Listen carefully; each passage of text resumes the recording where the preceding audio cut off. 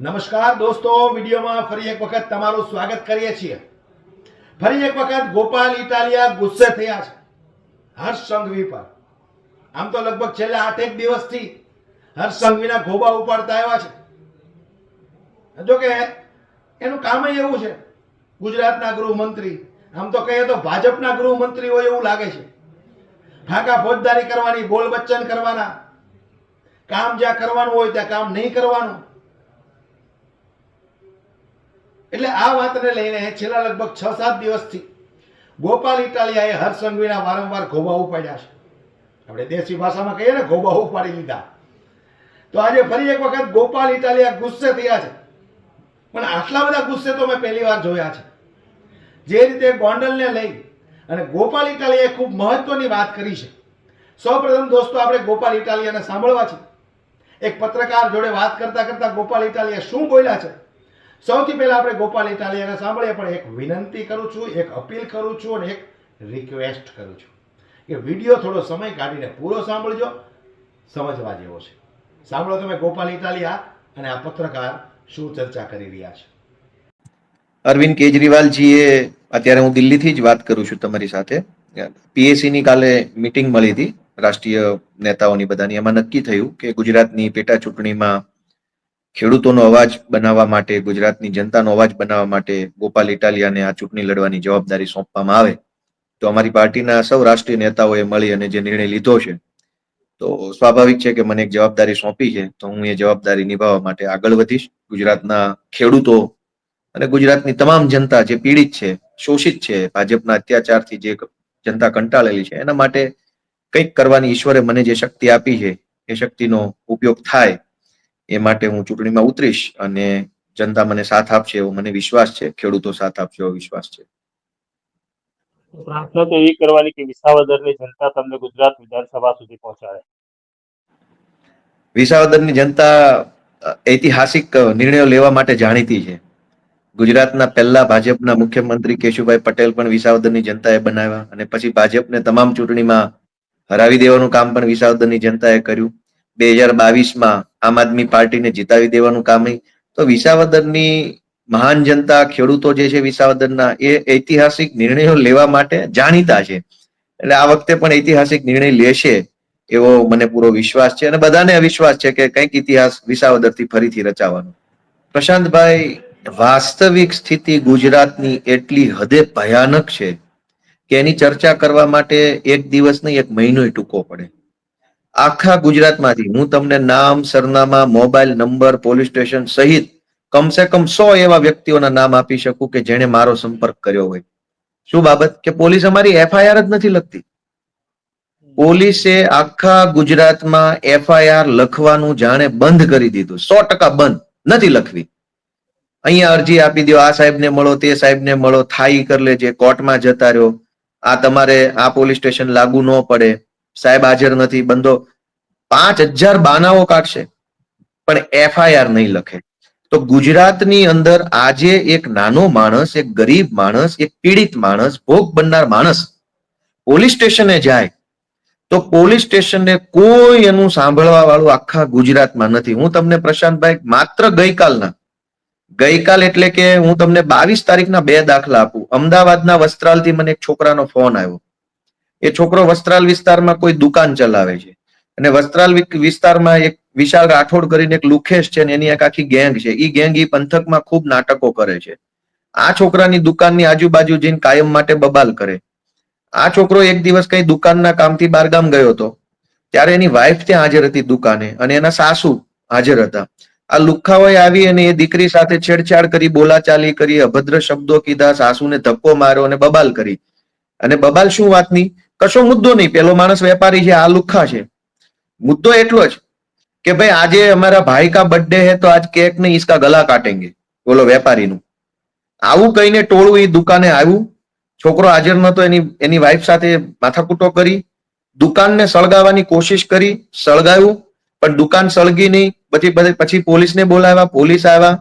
Police આવે એ પહેલા આ બધા જ ગુંડાઓ પોલીસ સ્ટેશન સામે ચાલીને પહોંચી ગયા. આ છોકરાની ઉપર એફઆઈઆર આપવાની પોલીસ ઉપર દબાણ કર્યું. આ છોકરોએ કાલે મને ફોન કર્યો કે પોલીસ મારું સાંભળતા નથી, મારે શું કરવું? મારી દુકાન સળગાવવાની કોશિશ કરી, મારી વાઈફ સાથે બદતમીજી કરી, વસ્ત્રાલના પીઆઈ કોઈ મોરી કે એવું કંઈક નામ આપ્યું રામ જાણે, એ સાંભળતા નથી. ગઈકાલે જ પ્રશાંતભાઈ મને કામરેજમાંથી એક સફાઈ કર્મચારી બેનનો ફોન આવ્યો, તમે ગોપાલભાઈ બોલો છો? મને ફલાણા ભાઈએ તમારો નંબર આપ્યો. મેં કીધું બોલો બેન. બેને મને એવું કીધું કે 2 મહિના પહેલા મારા ઘરેથી સોનાની ચોરી થઈ ગઈ. આ સોનું મેં સફાઈ કામ કરીને, ઘરકામ કરીને, મજૂરી કરીને જે પૈસા બચાવ્યા એનાથી મેં સોનું ખરીદ્યું. મારી પાસે બધા બિલ છે. આ સોનું મારા ઘરેથી ચોરી થયું. 2 મહિના પહેલા હું પોલીસ સ્ટેશને ગઈ ત્યારે પોલીસે મારી અરજી લખી લીધી, પણ એફઆઈઆર કરતા નથી. અને 2 મહિનાથી હું ધક્કા ખાઉં છું કે મારી એફઆઈઆર કરો, મારું સોનું ચોરી થયું છે. તો હવે જઈને, એટલે કે 2 મહિનાના અંતે પોલીસે જઈને હવે એવું કહે છે પોલીસ કે તમે જૂની ચોરી ભૂલી જાઓ, તમે એમ કહી દો કે અઠવાડિયા પહેલા જ ચોરી થઈ હતી ને મને હમણાં જ જાણ થઈને હમણાં જ એફઆઈઆર લખાવા આવી છું. આ ઘટનામાં મેં કામરેજ પોલીસના પોલીસ વાળાને ફોન કર્યો. મેં કીધું તમારી આટલી બધી દાદાગીરી છે કે એક ગરીબ માણસ સફાઈ કર્મચારી સફાઈ કરીને 2 પૈસા કમાઈને સોનું લીધું, એ સોનું ચોરી થયું, તમે એફઆઈઆર નથી કરતા? તો પ્રશાંતભાઈ, આ 2 ઘટના તો મેં તમને ગઈકાલની કીધી. એકચ્યુઅલી ગઈકાલે મને 7 ફોન આવ્યા. રાજકોટથી એક લોહાણા સમાજનો છોકરો છે, એને રાજકોટના કોઈ બિલ્ડરને પૈસા આપ્યા છે ફ્લેટ લેવા માટે. બિલ્ડર ભાજપનો માણસ છે. લગભગ 20-25 લાખ રૂપિયા બિલ્ડરે લઈ લીધા છે અને હવે દસ્તાવેજ નથી કરી આપતો અને ઉલટાનો દસ્તાવેજની માંગણી કરી તો એ સમીર નામના કોઈ લોહાણા સમાજના છોકરાને આ બિલ્ડર ગુંડાઓએ માર માર્યો. આવી જ એક ફરિયાદ મને ગીર સોમનાથથી ગઈકાલની જ હું વાત કરું છું પ્રશાંતભાઈ, 22મી માર્ચની વાત કરું છું. કમસે કમ 7-8 ફોન મને પોલીસ ફરિયાદ નથી લેતી એવા માસૂમ લાચાર પીડિત માણસોના આવ્યા. રોજના મને એટલા બધા ફોન આવે છે કે મામલતદાર સાંભળતો નથી, પોલીસ સાંભળતી નથી, ગુંડાઓ હેરાન કરે છે. તો કાયદો ને વ્યવસ્થાની ફાંકા ફોજદારી હર્ષ સંઘવી પ્રશાંતભાઈ ગમે તે કરતો હોય, ગ્રાઉન્ડ ઉપર વાસ્તવિકતા એ છે કે એક કે પોલીસે એફઆઈઆર લખવાનું સદંતર બંધ કરી દીધું છે, પહેલી વાત. બીજી વસ્તુ કે જો તમારે પોલીસ પાસે ભાંગી તૂટી થોડી ઘણી એફઆઈઆર લખાવવી હોય તો ફરજિયાત તમારી પાસે વિડીયો હોવો જરૂરી છે. તમારી સાથે અધમમાં અધમ કૃત્ય થઈ જાય પણ વિડીયો નહીં હોય તો પોલીસ માનવા તૈયાર નથી. અને વિડીયો હોય તો પોલીસ માનશે એવું નથી કહેતો, પણ વિડીયો હોય તો કમસે કમ તમે વાયરલ કરી શકો, લોકોમાં હોવા થાય, આક્રોશ થાય, એટલે પોલીસ તમારી એફઆઈઆર લખશે. વિડીયો જોઈને તે પોલીસનો આત્મા જાગતો નથી. ધંધુકાની ઘટનામાં એક નિર્દોષ બાળક સાથે જે ઘટના બની, એ ઘટના 20 દિવસ પહેલા બની હતી. વિડીયો હતો, એ પોલીસે જોઈ લીધો તો છતાંય પોલીસનો આત્મા 20 દિવસ સુધી જાગ્યો નહીં. વિડીયો વાયરલ થયો પછી આત્મા જાગ્યો. તો બીજી વાત કે એફઆઈઆર લખાવી હશે તો તમારે વિડીયો જોશે અને વિડીયો ફરજિયાત વાયરલ કરવો પડશે. આખી દુનિયાને તમારી સાથે શું બન્યું છે એ બતાવવું પડશે તો પોલીસ તમારી એફઆઈઆર લખશે. બીજી વાત. ત્રીજી વાત કે તમારી એફઆઈઆર લખશે, એ તમારી એફઆઈઆર લખાવવામાં તમારે મહિનો 2 મહિના હાથ જોડવાના, પગે પડવાનું, ભાઈ સાહેબ બાપા કરવાના, સાહેબોને પગે લાગવાનું, બધું કર્યા પછી તમારી એફઆઈઆર લખશે.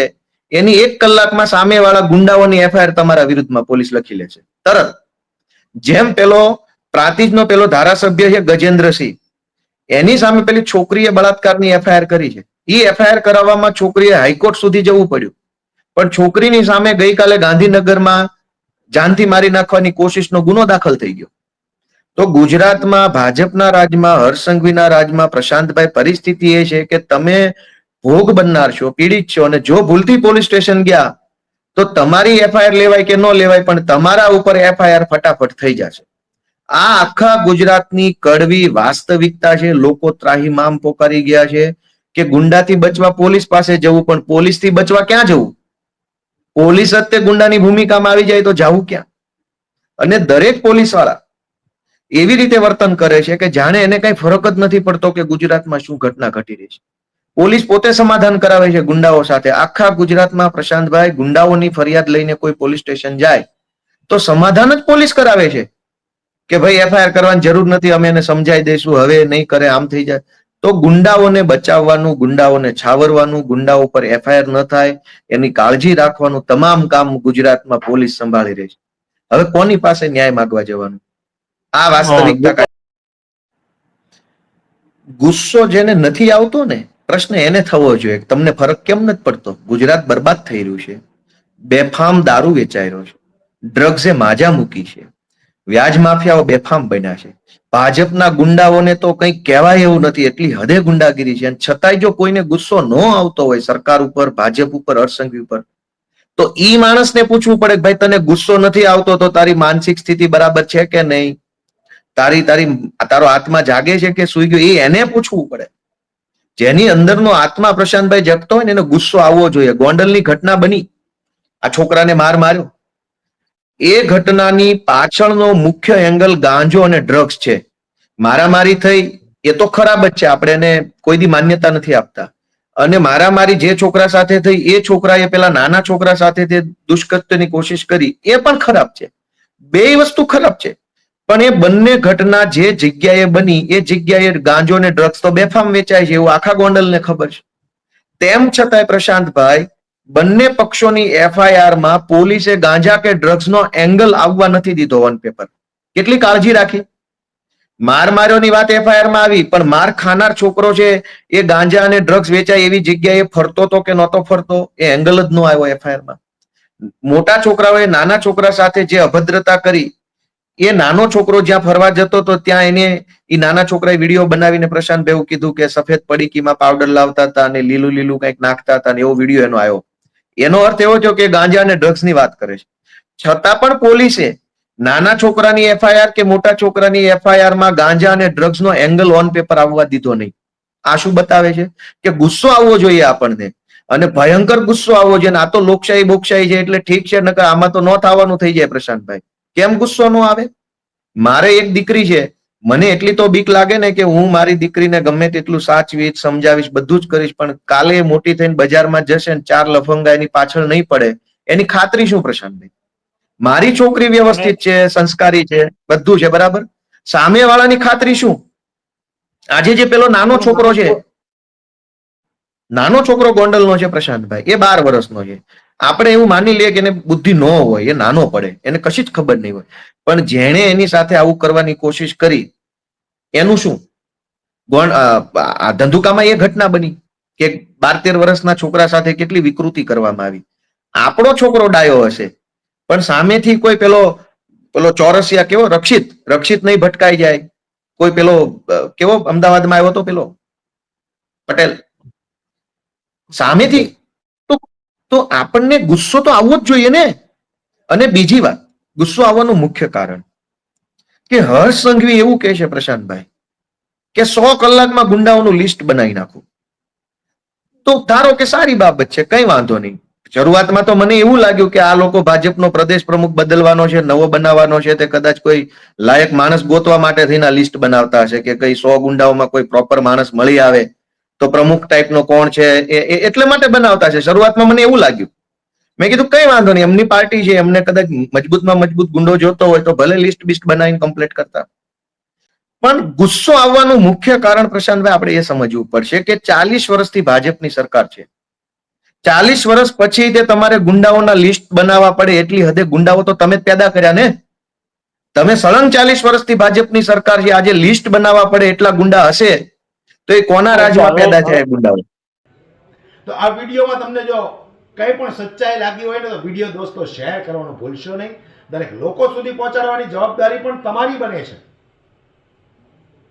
એટલે દરેક લોકો સુધી પહોંચે અને વધુમાં વધુ લોકો જાગૃત બને. અને સરકાર જો જરા પણ શરમ બચી હોય ને તો જે રીતે ગોપાલ ઇટાલિયાએ વાત કરીને એ કરી બતાવો, નહીતર રાજીનામા આપી અને ખુરશી ખાલી કરો.